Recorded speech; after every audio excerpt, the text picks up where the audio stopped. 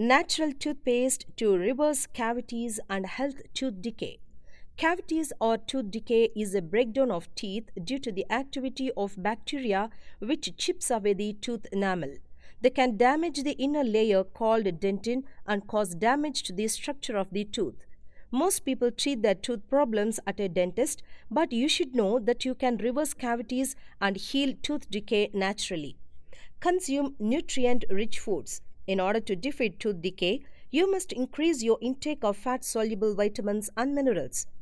Eat more leafy green vegetables and foods rich in healthy fats like avocado, coconut oil along with nuts and seeds to create an ideal barrier against tooth decay.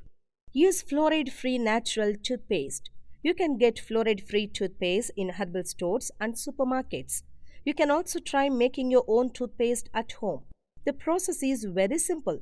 Here is what you need: 1 by 4th teaspoon of baking soda, 1 by 4th teaspoon of peppermint extract, half teaspoon of coconut oil, and 1 tablespoon of filtered water.